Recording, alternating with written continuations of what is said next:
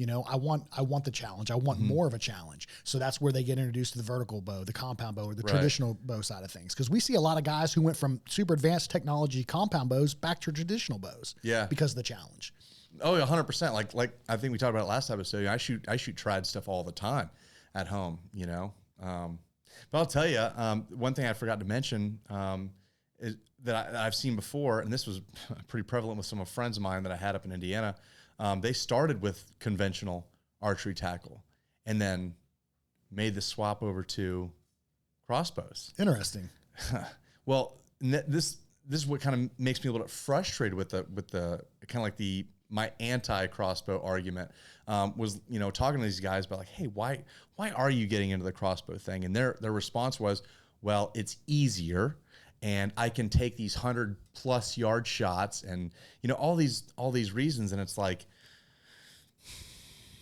I don't like that. You know, that's what I don't like about the crossbow thing for sure. Especially if you're able-bodied. You know, I personally, I wouldn't be able to look at myself in the mirror. You know what I Really? Probably not. I don't know. But. Yeah, no, I mean, I get that side of things too, but I mean, are you saying just because, so it just makes it easier, right, to kill an animal? Yeah. Right. So that's their excuse for going to it. Yeah. Oh yeah. Cause you know, I think they were just growing impatient. They were seeing a lot of deer that were, just out of reach. You know what I mean? And my answer to that is, well, hunt them better, you know, like, make a move on them, whatever the case is. But their response is, no, I'm going to sit right here and I'm going to lob that bolt, you know, to the other side of that ridge, you know, which is crazy to me. I don't think, like, I guess so to an average or not an average person, somebody like us who lives and breathes by bows, right? We shoot bows all year round. I don't think I have a reach advantage with a crossbow personally. I don't, but I do think it makes it, because we shoot a bow a lot. I think I can shoot a bow very accurately out to distance, repeatedly. And with a crossbow, I don't feel like, knowing the capability of the bows, like, I get it. You could shoot at 100 yards. I can shoot my bow accurately at 100 yards. Right. That crossbow, yes, it gets there faster. I would never comfortably take probably a 50-yard shot with a crossbow. Right. Yeah. There's no way. Because there's a lot of variables. There's so many variables. I don't think I get much of a reach advantage with a crossbow personally. I do, however, think somebody that doesn't spend a lot of time behind a bow or shoot often does have a reach advantage with a crossbow. Right. It's just easier. 100%. 30-yard shot with a crossbow is going to be cake compared to a 30-yard shot with a compound bow. Right. Especially if you don't ever shoot. And I'll, you know, like the way that I hunt, you know, I hunt real thick, you know, so most of my shots are within 20, you know, so same. I really wouldn't have that much it wouldn't be very advantageous of me. Me neither. To do that. So, and I can hit a pipe lead at 10 yards with my compound. So crushing it. Yeah. I'm a responsible archery hunter, you know? Oh yes. So what do you think? I mean, I know for us, as far as like our compound, because I was just looking at social media the other day and there was somebody that posted a meme, or it was an image, and it was like, there was a picture of a crossbow and someone's like, this is not bow hunting. I mean, why do you think everybody is so upset about it? Is it just the technology, the advancement in it, just because it's like, all right, you shoot it, there's no drawing it back? I mean, do you think that's the biggest complaint, or do you think it's the people actually shooting the bows?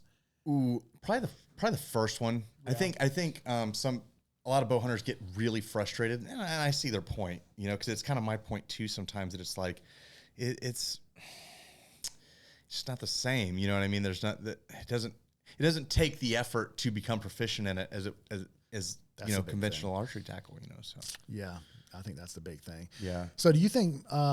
I mean, from your opinion, so there was restrictions in New York. Do you think since they've opened it up, it's a mistake? No.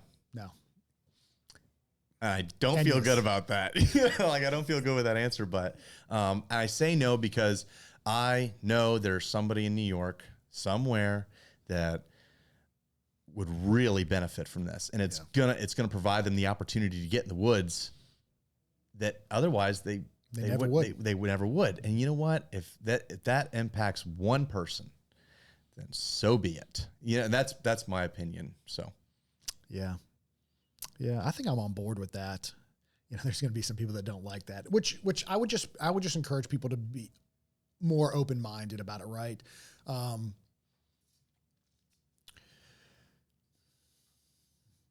Yeah. I'm so back and forth with it because I see so much potential good with it, but I also understand the frustrations that come along with it. I talk about frustration. I mean, there was a giant buck taken. It's called the huff buck. You ever heard of the huff buck? Mm-hmm. It was killed one county over from where I lived in Indiana. And I mean, it was a mega giant, well into the 200s, right? And it was killed with a crossbow, and it's like, well, so as like a very passionate bow hunter, I'm sure you can sympathize that it's like,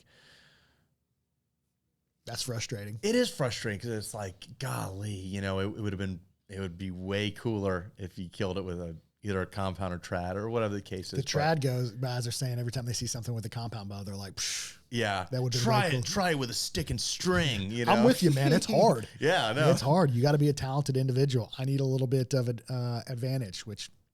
Right. I've never killed anything with my trad stuff, so usually I'll hunt with it for a couple times and I'm like, that's enough. This is too hard. I'm going back to the wheels. See, there you go. Right, Look at it. There's the argument, right? I need the training wheels back on. Mm-hmm. I want something that makes it a little bit easier. Right. Yeah. Then at what point are we just killing them with atlatls and spears? Yeah. Where do like the where do we draw thing? Where do you draw the line as far as technology goes? Like, where does it advance to? Mm-hmm. At what point is it too much? Right. And I mean, look at some of the sights now that are on vertical bows, the Garmin sights, right? You can range it at full draw. I mean, is that too much? They're not legal in all states, but they're legal in a lot of them. Mm-hmm. Yeah, I mean, that's when I first came into archery, if you were to told me that one day back in my day, back when the iPhone 4 was out, if you would have told me that there was going to be an archery site one day that would range and then set like your dot for you like that site, I'd have been like, no way, get real. Well, here it is. And it's actually kind of an older site now. I mean, they've been out for like, what, 5 years now or something at least. Like they're expensive too. And like you shoot it, you can drop a pin where you shot. I mean, you can go back and track using the Garmin apps. I mean, at what point is technology too much? I mean, it's crazy. Did you see that new app, that blood trailing app? No. Oh my gosh. What is that? It's an app on your phone that you download, obviously, but it literally it's a filter on your screen, right? And it literally picks up blood. So you just hold it out in front of you and the blood glows right in front of you.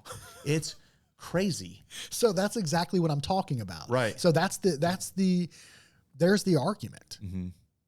Is there too much technology? Does archery need to go back to just stick and string and then they have a vertical bow and then which falls in line with cross? Like, where do you draw the line?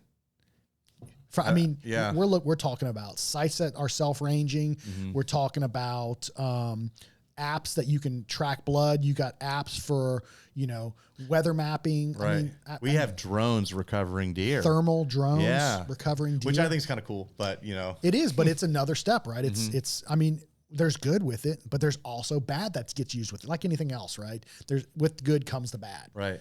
The hunting industry has exploded with these innovation. Like when I was a kid, thinking about a trail camera that sent pictures to your phone. Live, right? Live. So that's another thing you can look at, trail cameras. Where are trail cameras too advanced to where you don't even have to go out. You set it, you wait, and you can read it and you get real time data and then you can make a move. Right. Yeah. Back in my day, we had the old Primos ones that were like this big. You had to pull cards. And the batteries were the giant things, Never worked. Only last a week. Yeah. You get 100 pictures on that before you had to go change the SD card, Yeah. So, I mean, where does it end? Where does it end?